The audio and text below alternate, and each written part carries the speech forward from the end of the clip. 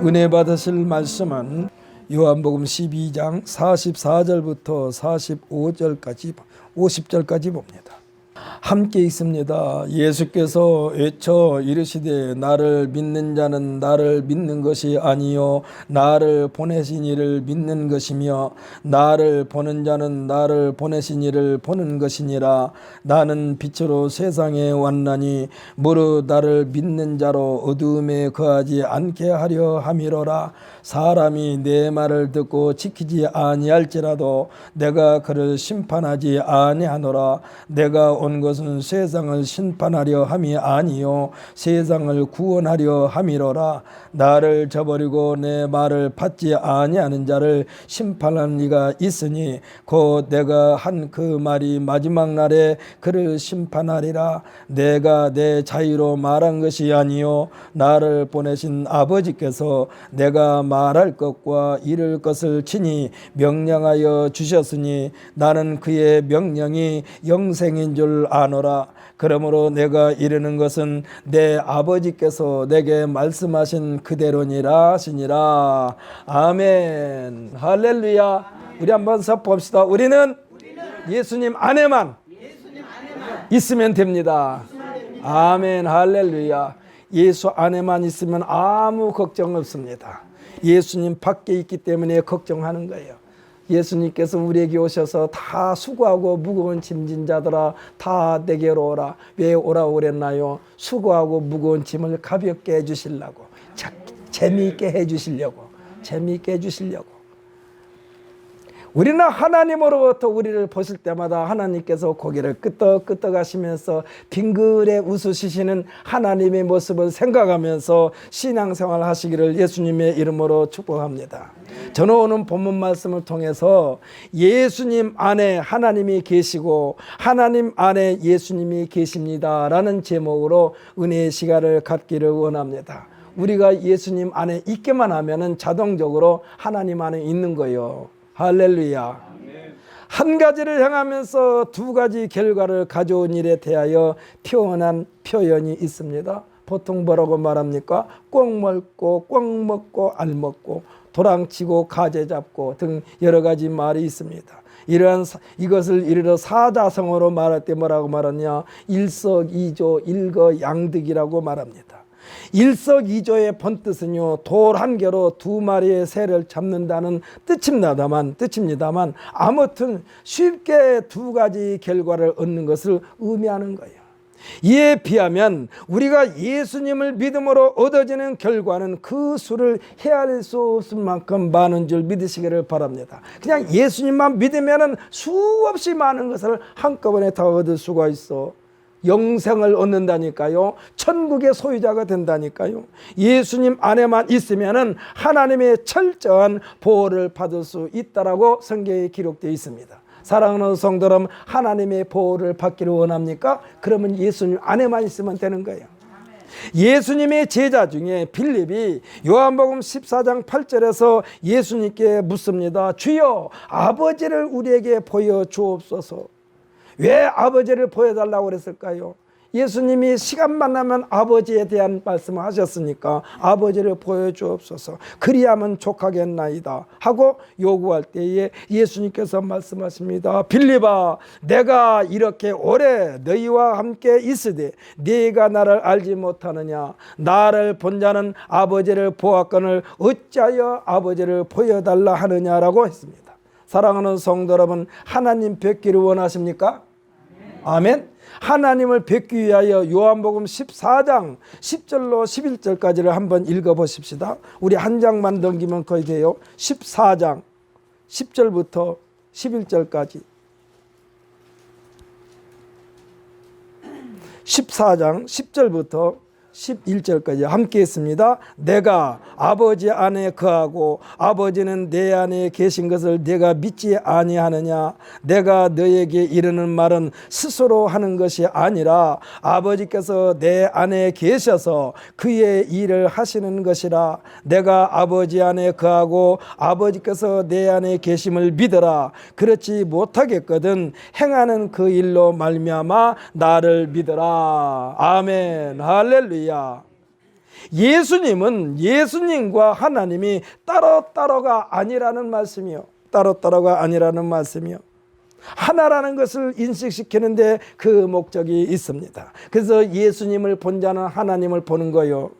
예수님은 하나님을 나타내려는데 그 목적이 있습니다. 아주 쉽게 표현하면은 하나님을 온전히 믿게 하려고 이 땅에 오신 줄 믿으시기를 바랍니다. 하나님이 어디 계시오? 나를 보면은 하나님이 어떤 분인가를 알 것이다라는 얘기요. 그렇다면은 이스라엘 민족이 언제 하나님을 믿지 않을 때가 있었나요? 하고 반문을 할 것입니다만은 하나님께서 요구하시는 믿음은 하나님의 방법으로 믿으라는 얘기요.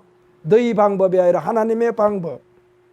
모세를 통해서 하나님을 섬기는 방법을 제시해 주셨던 것입니다. 그 첫째가 뭡니까? 나는 너를 애굽 땅 종되었던 것을 인도하는 너희 하나님 여호와를 잊지 말라는 얘기예요.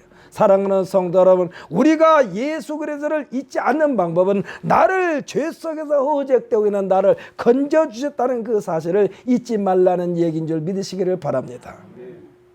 원색적인 복음입니다. 무엇으로 업그레이드한 사람이 업그레이드한 하나님이 아닌 하나님, 이 에덴 동산에서 아담과 거닐면서 아담에게 분부하신 하나님을 말씀하시는 거예요. 인간적인 방법을 모색하다가 보니까 겉모습은 화려해 보입니다. 웅장해 보입니다. 압도당하기도 합니다. 그러나 하나님은 믿음의 조상 아버지 아브라함에게 분부하신 그 방법이요, 에녹과 함께 지내셨던 그러한 방법입니다. 예수님은 교회를 향하여 내 집은 만민이 기도하는 집이라 했습니다. 그렇다면 만민의 눈높이에 맞는 교회여야 된다는 얘기요. 누구든지 들어와서 예배하고 기도할 수 있는 그러한 교회가 되어야만 된 줄 믿으시기를 바랍니다. 그래서 특별하지 않는 이상 우리 교회는 24시간 다 개방해 놨어요. 다 개방해 놨어. 저는 할 수만 있으면 우리 교회가 아무리 웅장하게 크게 새롭게 지었다 할지라도 그때도 문을 활짝 열어놓기를 저는 원하고 있습니다. 전에 제가 교회 다니던, 전에 교회 섬겼던 그 교회에서요, 화장실을 사람들이 와서 깨끗하게 사용하지 않는다 해서 화장실을 닫아놨어요. 근데 또 그렇게 닫을 수밖에 없는 일이 종종 일어나요. 얼마나 장난들이 심하는지 학생들이 화장지에다가 물을 묻혀가지고 천정에다 붙으니까, 천정에 떡떡 붙으니까 그것을 재미삼아가지고 교회에 있는 화장실에 있는 화장지를 뜯어가지고 물 묻어서 던지면 착착착착 붙어요. 그좀 뭐 타이어로 붙인 것처럼 그런 짓을 해요. 또 얼마나 개구쟁이지, 어떤 놈들은 이 교회 화장실에다가 하이타인지 미끌미끌한 세제를 갖다 막 뿌려놓는 사람도 있어요.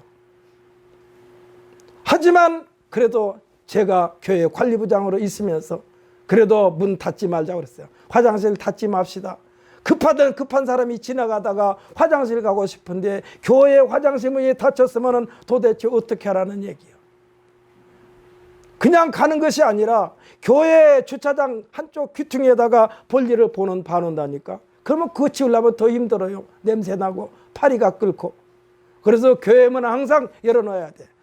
화장실 문도 열어놔야 돼. 우리 교회도 마찬가지요. 밑에 층이야 뭐 1층 있는 화장실이야 내가 우리 교회에서 활용하는 것이 아니니까 그냥 제가 신경을 안 씁니다만은 2층에 있는 화장실은 항상 열어놓아요. 항상 열어놓는데 가끔 조금 더럽게 활용하신 분이 있어요. 그래도 열어놔. 우리 교회는요 1년 365일 매일같이 새벽 기도가 있는 데다가 항상 문이 열렸기 때문에 급한 사람 지나가다가 하나님 앞에 잠시 기도할 사람만, 기도하려고 하는 사람이 들어와서 아무 때나 저 뒤에 앉아서 잠깐 하나님 오늘 제가 이러이러한 일을 하려고 합니다. 도와주셔야만 되겠습니다. 지금 가슴이 너무너무 두근거립니다. 병원에 가려고 하는 사람은 의사 만나기가 두렵고, 또한 어떤 거래처하고 이렇게 이야기를 주고받으려고 하는 사람은 그 사람이 과연 우리와 함께 거래할 수 있겠는가, 그것 때문에 가슴이 두근두근거리고, 그래서 그런 사람들 와서 기도하면서 하나님으로부터 평안한 마음을 얻고 일선에 복귀하게 하려고 교회 문을 활짝 열어놓고 있습니다. 지금 교회를 의리여리하게 지어놓은 교회는요 정문을 꼭꼭 닫아놨어요. 문을 들고 들어갈 수가 없어. 도둑 맞을까 봐서 그러나? 그렇다면 교회의 책임자가 항상 성전 쪽에 있어야지. 저는 그렇게 생각을 합니다. 교회 지도자들, 담임 목사가 아니면 전도자들, 큰 교회는요, 전도자 한두 사람이 아니요, 매일같이 당번을 정해가지고 교회에 머무르게 하면 되는 거예요. 그렇게 해서 누구든지 하나님 앞에 나와서 기도할 수 있는 사람은 주님 앞에 나와서 기도하는 그러한 교회가 되어야만 되는 줄 분명히 믿습니다. 그래서 우리 교회 앞에 저 위에 보면은 내 집은 만민이 기도하는 집이라고 써져 있는데 그게 지금 조금 오래되고 떨어졌는데 이종 선생한테 부탁하려고 그래요. 거기다 프랭카드 딱 맞게 해가지고 내 집은 만민이 기도하는 집 해가지고 다시 붙이려고 합니다.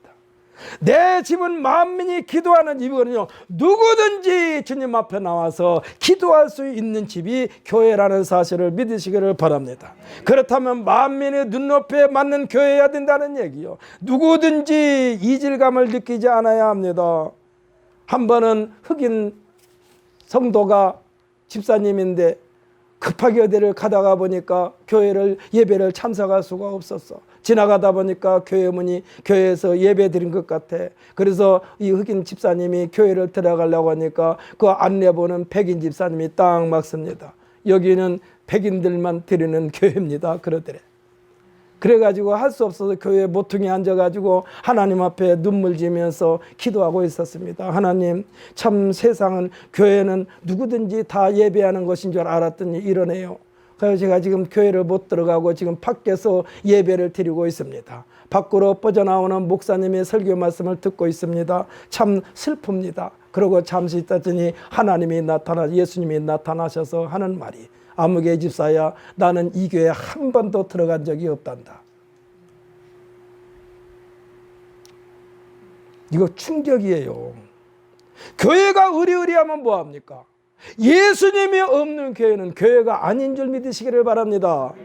그래서 그 흑인 집사님이 위로를 받았다는 얘기요. 아무개 집사야, 나는 이 교회에 한 번도 들어간 적이 없단다. 차별 대우한 데는 하나님이 안 들어가시는 거예요.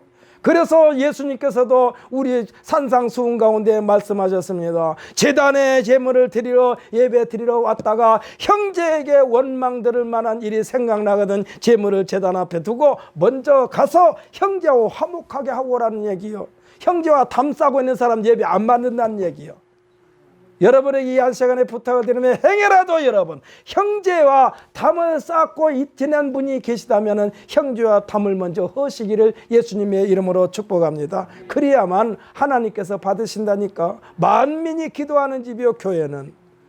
누구든지 이질감을 느끼지 않아야 합니다. 예수님이 그렇게 오셨어요. 모든 사람이 다 수용할 수 있도록 예수님께서 오셨어요. 예수님께서 궁궐에 오시지 않았습니다. 부잣집에 오시지 않았습니다. 마구간에 오셨어요. 지나가는 나그네도 들어와서 볼 수 있는 그런 곳으로 예수님께서 오셨어. 그리고 예수님께서는 누가 오기를 기다리는 것이 아니라 직접 찾아가 주셨어요. 그리고 갈망하는 자에게 필요에 따라 역사해 주신 분이 예수님인 줄 믿으시기를 바랍니다. 예수님은 지금도 우리에게 문을 두드립니다. 내가 문 밖에서 문을 두드리노니 누구든지 내 음성을 듣고 문을 열면 내가 그에게로 들어가 그와 더불어 먹고 마시겠다라고 말씀하고 있습니다. 여기서 중요한 것은 우리가 문을 열어야 되는 거예요. 예수님은 강도처럼 들어오지 않습니다.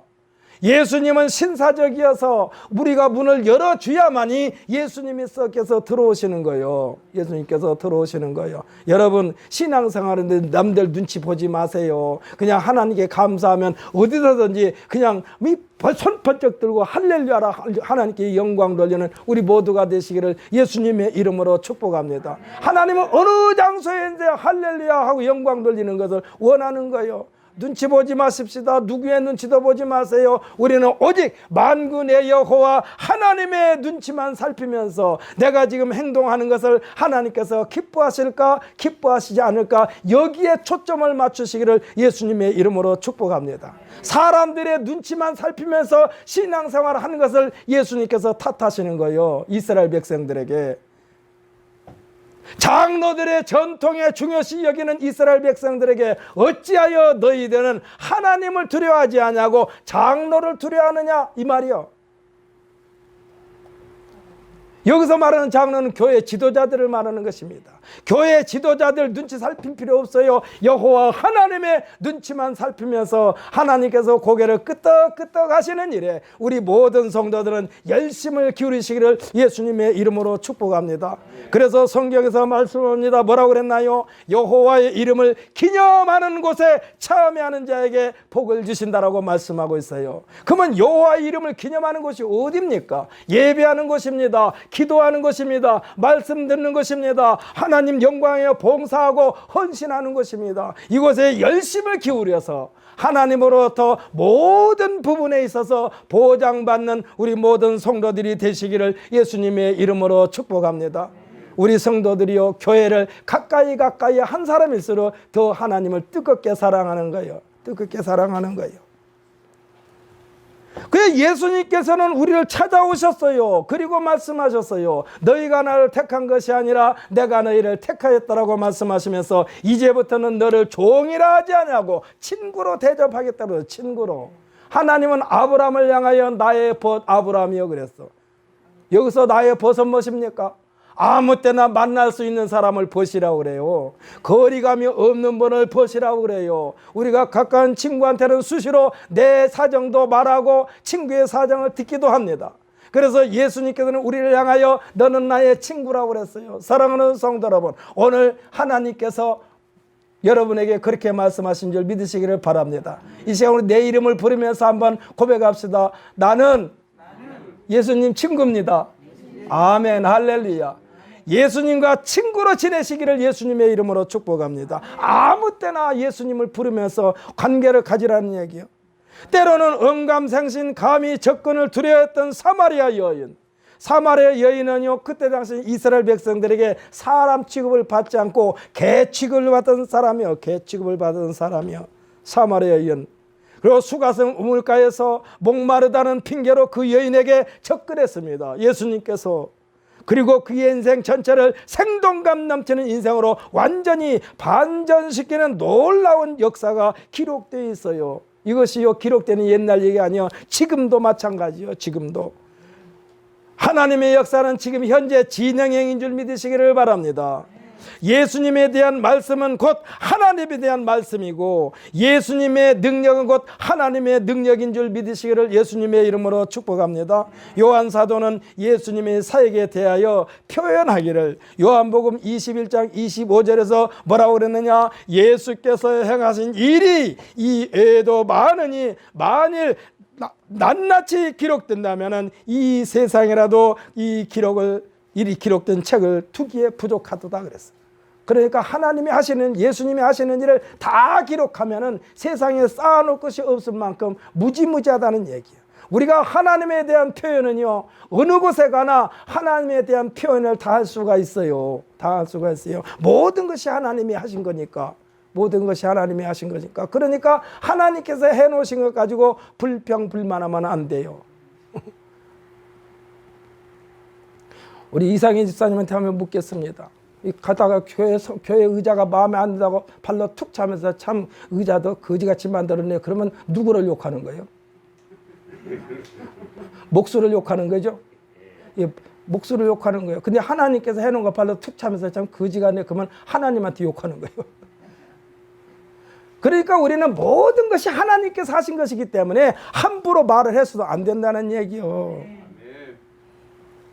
하나님에 대한 것, 예수님에 대한 것, 제자인 요한이 표현한 대로 너무나 방대한지라 끝도 갓도 없다는 말입니다. 그러니 예수님께서 우리에게 보내신 하나님의 실체 어떻게 다 기록할 수 있겠느냐 되묻고 있습니다.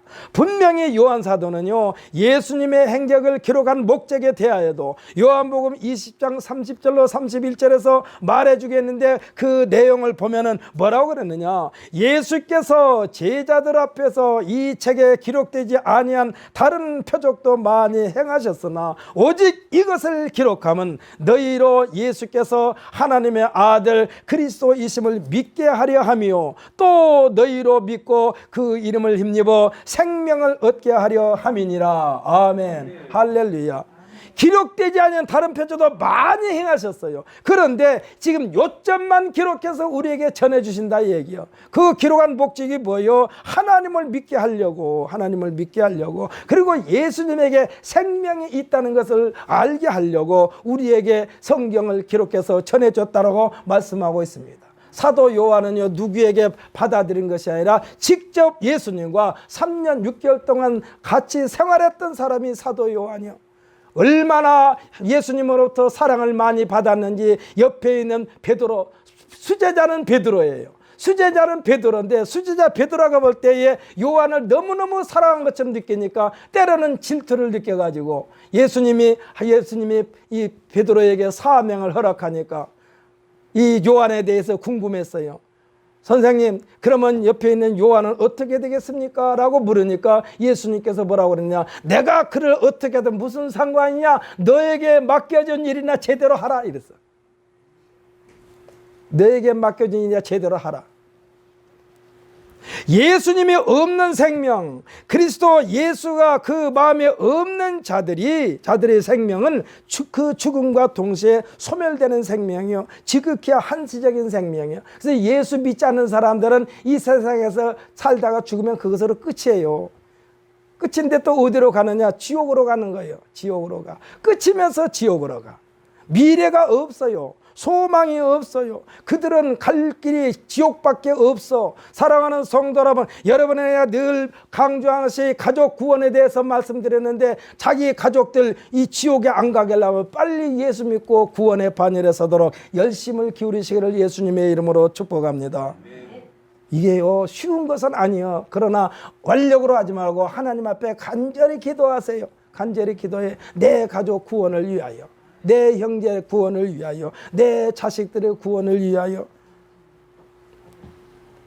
그래서 이 예수를 믿지 않는 모든 사람들의 일에 대해서는 책임도 지지 않아요. 하나님께서 한 시대를 풍미하며 경제적으로, 정치적으로 여러 가지 많은 것으로 권력을 누렸던 사람이라도 그 스스로 자기 생명을 끊어버리면은 그에게 있었던 모든 것 종식되어 버립니다. 종식되어 버려요. 그냥 끝나버리는 거예요. 그래서 아무리 중죄인이라 할지라도 이 자살을 해버린다든지 죽어버리면 법정 용어로 뭐라고 합니까? 공소권 없음으로 딱 막을 내려버리는 거예요. 이와 똑같아. 예수 믿지 않는 사람들은요, 그냥 이 세상 그래서 끝이요. 끝이면서 어디로 가? 지옥으로 가. 예수를 믿는 사람만이 예수님께서 말씀하신 대로 오늘 내가 진실로 내게 이르노니 오늘 내가 나와 함께 낙원에 있으리라라고 소망을 주신 줄 믿으시기를 바랍니다. 낙원이 예수님과 함께 있는 자리요. 예수님과 함께 있으면 하나님과는 자동적으로 함께 있는 거예요. 그래서 요한 1서에 보게 되면 뭐라고 그랬느냐? 요한이 기록하기를 하나님과 예수님과 우리는 어떤 관계냐? 사귐의 관계라고 그랬어요. 사귐의 관계. 생각해 보십시오. 밥상머리에 아들과 아버지와 이 할아버지 이렇게 세 그룹이 함께 앉아서 밥을 먹는다고 생각해봐요. 얼마나 아름답습니까? 할아버지, 할머니, 어머니, 아버지 그리고 나 이렇게 있다고 생각해봐요. 얼마나 아름답습니까? 지금 하나님과 우리 관계, 예수님과 우리 관계는 천국에서 이러한 관계라고 지금 말씀하시는 거예요. 사귐의 관계, 사귐의 관계. 마음에 하나님을 모시고 사는 사람, 예수 그리스도 안에 있는 사람을 가볍게 처신할 수가 없어요. 그렇지 않습니까? 내가 잘못하면 누가 욕 얻어먹어요? 예수님이 욕 얻어먹어. 내가 잘못하면 누가 욕 얻어먹어? 하나님이 욕 얻어먹어. 그래서 10계명 중에 제3계명에 여호와의 이름을 망령되이 일컫지 말라고 그랬어요. 망령되이 일컫지 말라. 부모님들이 자식들에게 밖에 나갈 때 뭐라고 말합니까? 내 밖에 나가서 행동거지 조심하라. 네 입이 네 입이 얼굴에 똥칠하지 말아라고 말하지 않습니까? 망신시키지 말아라. 사랑하는 성도 여러분, 성경에서 우리에게 주신 하나님 여호와 이름을 망령되이 일컫지 말라고 하는 것은 우리로 하여금 매사에 신종을 기하라는 말씀인 줄 믿으시기를 바랍니다. 아무렇게나 처신할 수가 없어. 예수 그리스도가 내 안에 계시면, 그리고 성령을 의지하면 매 순간 말할 때도 생각할 때도 성령님을 의지하고 생각할 때도 성령님을 의지하고, 판단할 때도 성령님을 의지하고, 행동할 때도 성령을 의지하게 되면요, 함부로 행동하지 못한다니까. 왜 그래요? 예수 믿는 자들에게는 영생이라는 세계가 있기 때문에 그래요. 아담과 하와가 영생의 나라를 이미 선물로 받았어요. 그런데 이 뱀이 와서 꼬리기니까 홀따닥 넘어가 버려가지고 통째로 이 영생을 도둑질 당한 거예요. 빼앗겨 버린 거예요. 강도로부터 약탈당한 거예요. 우리가 정신 차리지 않으면 사탄 마귀는 아담과 하와를 꾀듯이 우리를 꾀인다는 사실을 굳게 명심하시기를 예수님의 이름으로 축복합니다. 그래서 함부로 가볍게 처신할 수가 없어요. 누가? 예수 믿는 사람은. 예수님은 우리들에게 실수가 없는 삶이 불가능하다고 말씀했어요. 불가능하다. 실수가 없을 수는 없으나 그러나 실수에 대한 책임은 있다라고까지 말씀하고 있어요. 그렇지만 예수님께서 말씀하신 것은 하나님의 궁유를 힘입을 기회로 삼으라는 말씀이기도 되는 거예요.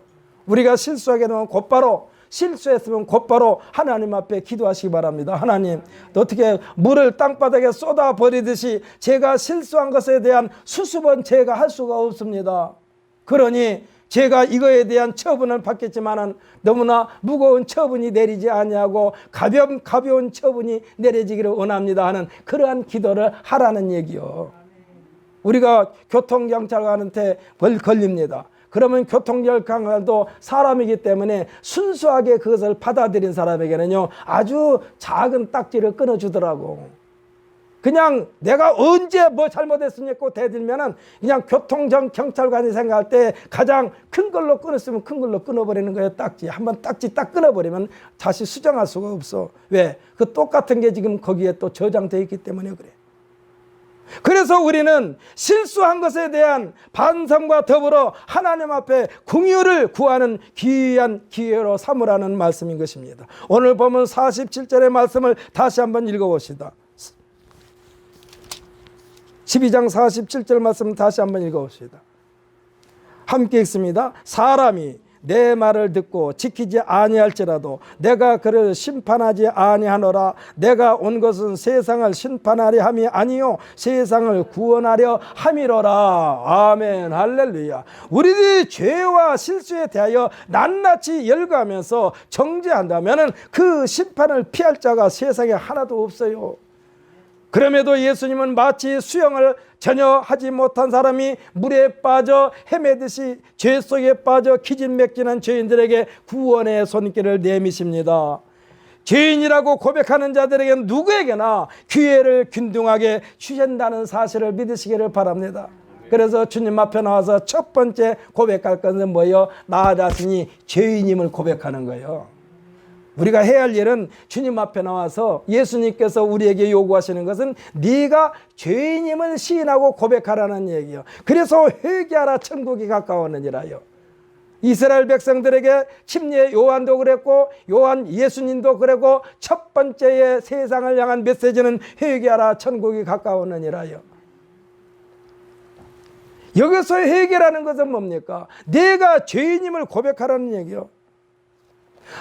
균등하게 우리에게 주신다니까. 어떤 것을 주세요? 구원이라는 것을 주시는데 누구든지요, 누구든지. 백부장에게도, 사마리아 사람에게도, 세리에게도, 나병 환자에게도, 회당장에게도, 귀신 들린 자에게도, 권력을 쥐고 있는 자에게도, 수십 년 동안 질병에 시달린 사람에게도 다 개방, 문을 활짝 열어놓으신 예수님이신 줄 믿으시기를 바랍니다. 우리들은 누구에게 접근하기 위하여 그의 눈높이에 맞추려고 여러 가지 방법을 모색합니다. 속된 말로 말하면 저 사람이 나를 어떻게 받아들일지 모르니까 아주 그냥 나 자신을 포장하라는 거예요. 꾸민 거예요. 그리고 목적을 딱 달성하게 되면 우리 자신이 행한 것에 대하여 기억조차도 못합니다. 그러나 예수님은 누구에게나 쉽게 접근하여 생명을 살리시고, 할렐루야, 영생을 누리게 하십니다. 생명을 살리시고 영생을 누리게 하신다는 말씀은 세상 끝날까지 우리와 항상 함께 하시겠다는 말씀이요. 영생을 누린다는 것은 그거예요. 세상 끝날까지. 여기서 말하는 세상 끝날까지는 어떤 것입니까? 우리가 죽을 때까지가 아니라 하나님의 창조의 세계가 완전히 망가뜨려질 때까지. 그러니까 하나님께서 계시면은 우리도 영원히 하나님과 함께 있는 거예요. 그래서 예수 그리스도 안에서 하나님의 보호를 받는다라고 그랬습니다. 로마서에 보게 되면 뭐라고 그랬느냐? 하나님이 우리를 위하시면 누가 우리를 그리스도의 사랑에서 끊으리요? 환난이나 곤고나 핍박이나 기근이나 적신이나 위험이나 칼이라 말씀하시면서 세상에는 어떤 피조물도 그리스도 예수 안에 있는 하나님의 사랑에서 끊을 자가 없다라고 그랬어요. 그러니까 하나님의 사랑은요, 예수 그리스도 안에서만 보장된다는 사실을 믿으시기를 바랍니다. 그 약속을 이행하시겠다는 약속이요, 이 약속에 앞서 마태복음 28장 20절에 보면은 내가 너에게 분부한 모든 것을 가르쳐 지키게 하라. 내가 세상 끝날까지 너희와 항상 함께 있으리라 하시니라 했습니다. 하나님의 약속은요, 지금 현재 약속하고 계신다는 뜻이요, 옛날이 아니라. 그러면서도 하나님은 지금 현재 너희 마음이 어떠한가를 점검하시는 거예요.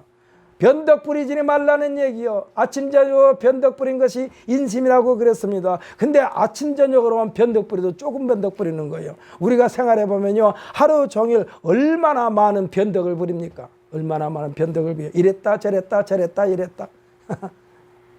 예수님께서 우리에게 분부하신 말씀은 모든 민족을 제자로 삼아 아버지와 아들과 성령의 이름으로 침례를 베풀고 우리에게 분부하신 말씀을 지켜 행할 때에 주신 약속인 줄 믿으시기를 바랍니다. 이 약속이 영생을 선물로 주시겠다는 약속이요, 오늘 본문에서도 말씀하고 있지 않습니까?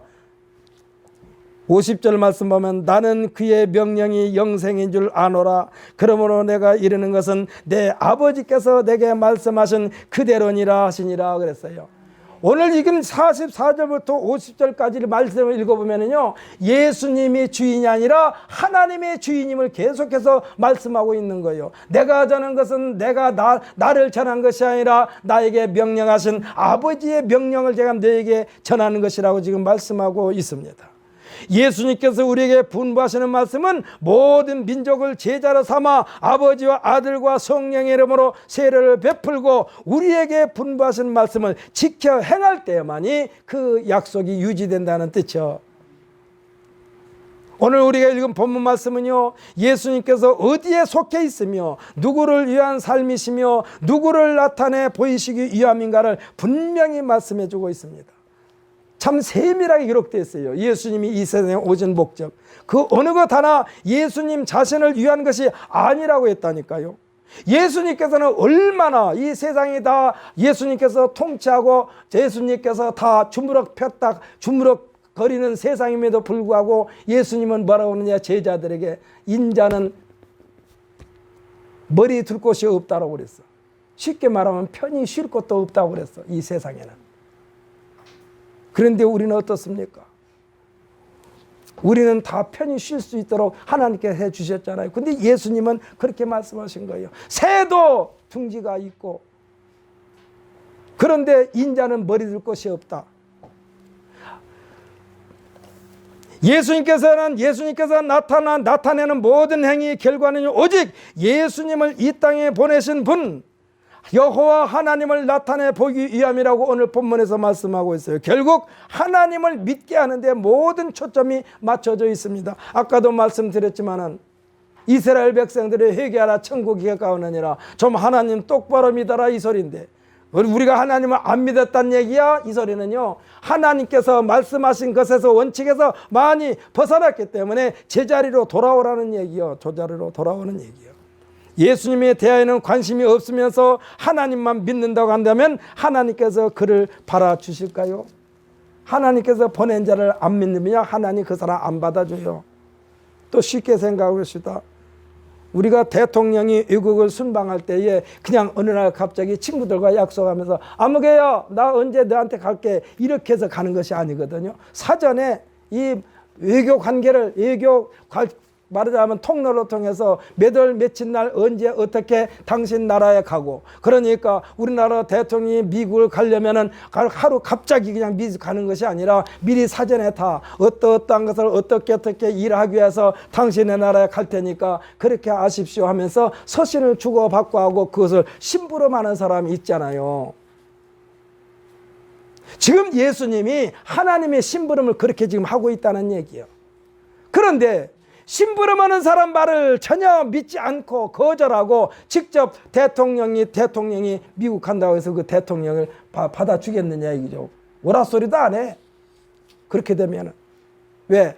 사전에 서로 얘기해서 계획을 조율하려고 하는데 그것을 안 받아들이면은 그 나라 대통령을 받아들일 수가 없죠. 그 사람을 받아들일 수가 없죠. 지금 예수님께서 오셔서 하나님을 제대로 믿게 하려고 지금 예수님을 보냈는데 예수님은 전혀 거절하면서 나 하나님을 직접 만날 거야. 하나님께서 안 받아주신다니까.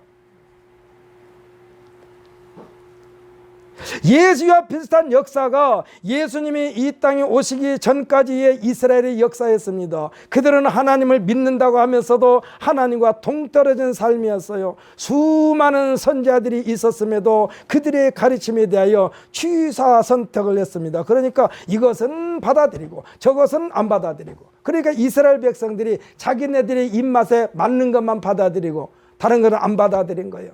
그래서 제가 여러분에게 말씀드린 말씀 가운데 여러분은 강조한 것이 있는데, 하나님의 말씀은요, 달짝지근한 입에 탄 것만 아멘 아멘 하지 말고 쓴 것도 아멘 아멘 하시기를 예수님의 이름으로 부탁드립니다. 쓴 것도 아멘 해야 한다니까. 그래서 성경에서 쓴 나물도 먹으라고 그랬어요. 쓴 나물도 먹으라. 성경에서 하지 말라고 하는 것은 거의 다 쓴 나물이에요. 하지 말라고 해서 전부 다 우리 몸은 순간적으로 즐겁게 해줄지 모르지만은 우리 인생을 망쳐버리는 거예요. 하나님께서 하지 말라고 하는 것은. 그러니 하나님의 말씀에서 점점 멀어질 수밖에 없었어요. 그러니 지금 이스라엘 민족들이 하나님의 진노를 샀던 것입니다. 어쩔 때는요, 이방인들이 오히려 너희 하나님이 어디 있느냐 물을 때도 있어요. 요즘에 지금 세상에서 교회가 세상을 걱정해야 되는데 세상이 교회를 걱정하는 세상이 됐다니까. 그렇지 않습니까? 왜 교회 다니는 사람이 저 모양이요? 왜 예수 믿는 사람이 저 모양이요? 이거는요, 믿지 않는 사람들이 교회 다니는 사람을 걱정하는 거예요. 사랑하는 성도 여러분, 우리는 예수 믿는 사람이기 때문에 어떤 일이 있어도 무슨 일이 있어도 하나님 면전에서 아니면 하나님을 알지 못하는 사람들 앞에서도 조금 묵직하게 평상심을 잃지 말고, 어려운 일이면 어려운 일이 있으면 있을수록 더 그 자리에서 무릎 꿇고 하나님 앞에 기도할 수 있는 우리 모두가 되시기를 예수님의 이름으로 부탁을 드립니다. 이들에게는 분명히 하나님의 윤리와 법도가 있었어요, 이스라엘 백성들에게. 하지만 이들이 하나님의 말씀을 버린 거예요. 하나님 말씀대로 살지 않은 것은 하나님을 버리는 것입니다. 하나님의 말씀에 불순종하면 하나님을 버리는 것과 똑같아요. 자식들이 어머니 아버지가 무슨 말을 하는데 안 받아들이면 어머니 아버지 버린 것과 똑같은 거예요. 이들을 향하여 회개하라, 천국이 가까웠느니라는 것입니다. 일깨워 주신 사람이 침례 요한이에요. 하나님의 말씀에서 벗어난 자들 빨리 제자리로 돌아오라고 촉구하고 있어요. 율례와 법도가 있었으나 제각각 말씀은 있었으나 그 말씀이 타성에 젖어 장로들의 전통에 매몰되고 말았습니다. 이때 이스라엘을 깨우치려고 예수님이 오셨으니 이를 알리는 메신저가 침례 요한이었어요. 그의 첫 번째 메시지는 회개를 촉구하는 메시지였습니다. 침례 요한의 외침처럼 예수님도 오셨어요. 예수님도 오셔서 첫 번째 하시는 말씀은 회개하라, 천국이 가까웠느니라요. 침례 요한이 감옥에 갇혔다는 말을 듣고 침례 요한이 말하자면 활동할 수 없다는 것을 예수님이 알고 그때 예수님께서 성경에 뭐라고 기록했냐, 비로소 말씀하여 가라사대 회개하라, 천국이 가까우느니라. 예수님께서 그 말씀하신 거예요. 예수님의 메시지는 오늘 본문에서 여러분 강조해 주신 것처럼 하나님을 믿게 하는데 가교 역할을 한 분이 예수님이라는 사실을 믿으시기를 바랍니다. 그러니까 하나님을 어떻게 섬겨야 돼요? 예수님이 가르친 대로만 섬기면 되는 거예요. 예수님을 통한 하나님의 존재, 구체적인 하나님의 모습도 예수님에게서 있다라고 했습니다. 예수님을 보지 않고는 하나님의 존재를 상상조차도 할 수 없다는 사실이요. 그래서 예수님을 거역하면, 예수님을 부인한다면 하나님과는 영원한 단절이 됩니다. 예수님에게 하나님의 모든 것이 있으니 하나님에 대한 그 어떤 어려움도 예수님을 통한 해결이 유일한 방법임을 말씀해 주고 있습니다. 우리가 아무리 서류를 잘 갖췄다 할지라도 단계적으로 결제받지 않고 곧바로 결정권자에게 가지고 올라간다고 해서 그것이 땅 하고 결제를 찍어주는 것이 아니라 쭉 순서를 거쳐서 결제도장이 찍혀져 있어야만이 대리 결제도장, 과장 결제도장, 부장 결제도장, 상무, 전무 결제도장이 찍혀야만이 마지막 사장이, 회장이 도장을 꽉 찍어준 것처럼 우리의 인생 여정에는 예수 그리스도의 도장이 찍혀야만이 하나님으로부터 결제받는다는 사실을 믿으시기를 바랍니다. 사람들은 자신의 눈으로 확인되지 않는 것에 대한 것은 신뢰하지 않습니다. 하나님에 대한 모든 것을 뭉뚱그려서 두리뭉실하게 인정을 하지만 세세하게 알 방법이 없었어요. 이때 예수님께서 확실하게 하나님의 존재에 대하여 말씀해 주시고 이를 위하여 이 세상에 왔다라고 하신 것입니다. 44절부터 45절의 말씀이 이에 대한 말씀이에요. 오늘 우리가 읽었지만은 44절부터 45절까지 다시 한번 읽어보십시다. 44절부터 45절까지 함께 읽습니다. 예수께서 외쳐 이르시되 나를 믿는 자는 나를 믿는 것이 아니요 나를 보내신 이를 믿는 것이며 나를 보는 자는 나를 보내신 이를 보는 것이니라. 할렐루야. 지금 예수님을 보는 것은 하나님을 보는 것이라고 그랬어요. 할렐루야. 예수님을 믿는 것은 하나님을 믿는 것이라고 그랬어요. 그러니까 지금 하나님으로부터 보내심을 받은 자를 먼저 믿으라는 얘기요. 하나님을 보기를 원하느냐? 그러면 하나님으로부터 보냄을 받은 자를 보라는 얘기요. 49절에서 예수님은 내가 내 자의로 말한 것이 아니요 나를 보내신 아버지께서 내가 말할 것과 이룰 것을 친히 명령하여 주셨으니라고 지금 말씀하고 있어요. 그러니까 예수님이 하는 행위 하나하나는 하나님의 명령에 의하여 움직이고 있다라는 말씀이요. 예수님은 철저하게 하나님의 명령을 받아 이를 실천한 것이라고 했습니다. 이 하나님의 명령이 모든 인류를 향한 영생이라고 그랬어요. 영생. 그것이 지금 50절에서 말씀하고 있지 않습니까? 나는 그의 명령이 영생인 줄 아노라. 할렐루야.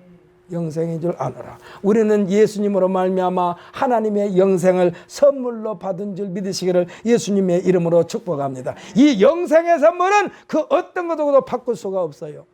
어떠한 일이 있더라도 이 영생의 선물을 빼앗기지 마시기를 예수님의 이름으로 축복합니다.